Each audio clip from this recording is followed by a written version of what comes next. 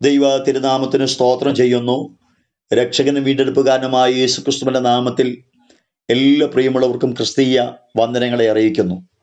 യോഹന്നാന്റെ സുവിശേഷം 6-ാമത്തെ അധ്യായം 13-ാമത്തെ വാക്യത്തിൽ നാം ഇപ്രകാരം വായിക്കുന്നു: 5 അബദ്ധപ്പത്തിൽ തിന്ന് ശേഷിച്ച കഷ്ണം അവർ ശേഖരിച്ചു, 12 കൊട്ട നിറച്ചെടുത്തു. യോഹന്നാന്റെ സുവിശേഷം 6-ാമത്തെ അധ്യായം 1 മുതൽ 13 വരെയുള്ള വാക്യങ്ങൾ നാം വായിക്കുമ്പോൾ യേശുക്രിസ്തുവിന്റെ അടുക്കൽ വന്ന പുരുഷാരത്തിനു വേണ്ടി കർത്താവ് ചെയ്ത ഒരു അത്ഭുതത്തെയാണ് നമുക്കവിടെ കാണുവാൻ കഴിയുന്നത്. യേശുവിൻ്റെ അടുക്കൽ വന്നു കൂടപ്പെട്ട പുരുഷാരത്തിന് എന്താവശ്യമായിരുന്നോ ആ ആവശ്യത്തിനനുസൃതമായി കർത്താവ് അവർക്ക് വേണ്ടി അത്ഭുതം ചെയ്യുക.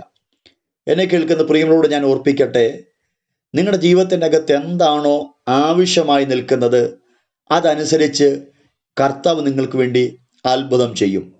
എക്കാലത്തും കർത്താവിന് അപ്രകാരമുള്ള അത്ഭുതം ചെയ്യുവാൻ കരുത്തും ശക്തിയും ബലവുമുണ്ട്. പ്രിയമുള്ളവരെ, നിങ്ങൾക്ക് വേണ്ടിയും നിങ്ങളുടെ ആവശ്യകതകൾ അറിഞ്ഞ് കർത്താവ് അത്ഭുതം ചെയ്യും. ഈ ജനത്തിന് ആവശ്യമായിരുന്നത് ആഹാരമായിരുന്നു. ആ ആഹാരത്തോട് ബന്ധപ്പെട്ട് കർത്താവ് അവർക്ക് വേണ്ടി അത്ഭുതം ചെയ്യുക.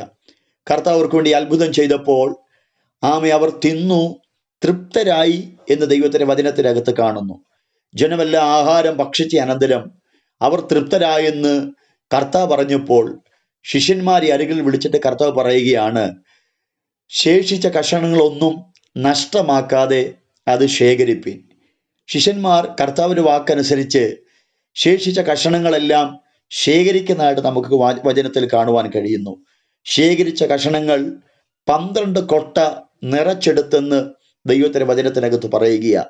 ഈ ഭാഗത്തെക്കുറിച്ച് ദൈവത്തിൻ്റെ ദാസനാകുന്ന യോഹന്നാൻ ഓർപ്പിക്കുമ്പോൾ 13-ാമത്തെ വാക്യത്തിൽ ഇങ്ങനെ ആരംഭിക്കുന്നത്: 5 അബദ്ധപ്പത്തിൽ തിന്നു ശേഷിച്ച കഷണം അവർ ശേഖരിച്ചു, 12 കൊട്ട നിറച്ചെടുത്തു. എന്തുകൊണ്ടാണ് ദൈവത്തിൻ്റെ ദാസനാകുന്ന യോഹന്നാൻ 5 അബദ്ധപ്പത്തിൽ തിന്ന് ശേഷിച്ച് എന്നെഴുതിയിരിക്കുന്നതെന്നു എൻ്റെ ചിന്തയിൽ വന്നപ്പോൾ കർത്താവിൻ്റെ ആത്മാവിൻ്റെ ഹൃദയത്തിനകത്ത് നൽകിയൊരു ദൂത് ഞാൻ ഈ ഭാഗത്തിലൂടെ നിങ്ങളോട് ഓർപ്പിക്കട്ടെ. വേണമെങ്കിൽ യോഹന്നാന് ഇങ്ങനെ എഴുതിയാൽ മതിയായിരുന്നു: ശേഷിച്ച കഷണങ്ങൾ അവർ ശേഖരിച്ചു, 12 കൊട്ട നിറച്ചെടുത്തു. എന്നാൽ അവിടെ രേഖപ്പെടുത്തിയിരിക്കുന്നത് 5 യവത്തപ്പത്തിൽ തിന്ന് ശേഷിച്ച കഷണം അവർ ശേഖരിച്ചു, 12 കൊട്ട നിറച്ചെടുത്തു. ഞാൻ ഈ ഭാഗം ധ്യാനിച്ചപ്പോൾ ദൈവത്തിൻ്റെ ആത്മാവ് എൻ്റെ ഹൃദയത്തിൽ നൽകിയ ദൂത് ഈ അത്ഭുതങ്ങളുടെ ആരംഭത്തെ ഈ അവസാന ഭാഗത്ത് യോഹന്നാൻ വെളിപ്പെടുത്തുകയാണ്. സ്തോത്രം. പുരുഷാരത്തിന് ഭക്ഷിപ്പാൻ ആഹാരം കർത്താവ് നൽകി. ഈ ആഹാരം നൽകുവാൻ ആരംഭമായി തീർന്നത് പുരുഷാരത്തിൻ്റെ ഇടയിലുണ്ടായിരുന്ന ഒരു ബാലകൻ്റെ കയ്യിലുള്ള 5 യവത്തപ്പവും 2 മീനുമാണ്.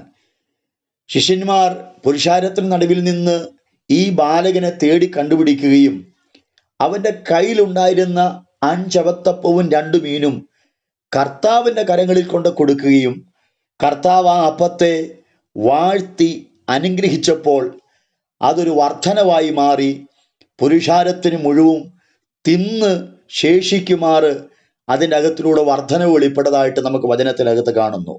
എൻ്റെ ഭാഷയിൽ പറഞ്ഞാൽ ഈ വെളിപ്പെട്ട അത്ഭുതത്തിൻ്റെ ആരംഭമായി തീർന്നത് ആ 5 യവത്തപ്പമായിരുന്നു.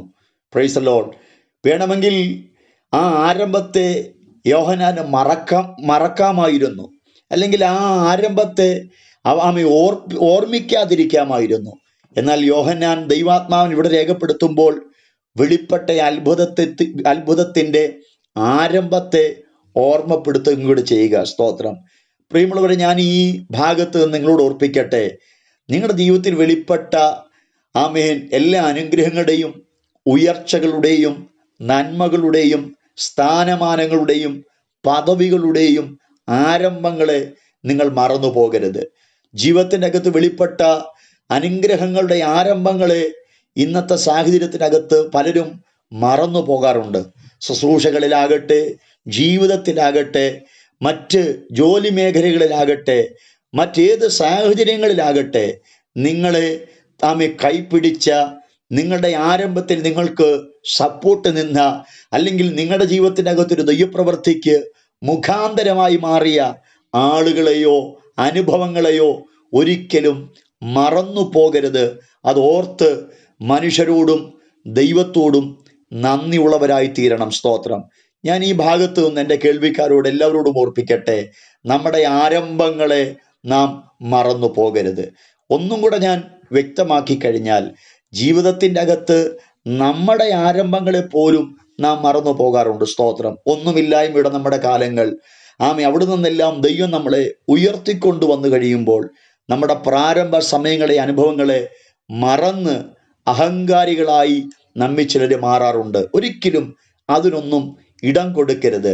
നാം ആകട്ടെ, അല്ലെങ്കിൽ നമുക്ക് വേണ്ടി നിന്നവരാകട്ടെ, നമുക്ക് വേണ്ടി സ്തോത്രം നമ്മളെ സഹായിച്ചവരാകട്ടെ, എന്ത് തന്നെയാണെങ്കിലും ആരംഭങ്ങളെ ആരും മറക്കരുത്. ആരംഭങ്ങളെ ഓർത്ത് ദൈവത്തിന് സ്തോത്രം ചെയ്യണം. ദൈവത്തിന് നന്ദി കരേറ്റേണ്ടത് നമ്മുടെ എല്ലാവരുടെയും ജീവിതത്തിലകത്തുണ്ടാകേണ്ട അനുഭവമാകുന്നു. ഈ ഭാഗത്ത് നിന്ന് ദൈവത്തിന്റെ പരിശുദ്ധാത്മാവോട് പറഞ്ഞ ദൂത് ആവർത്തിച്ച് ഞാൻ നിർത്തുന്നു.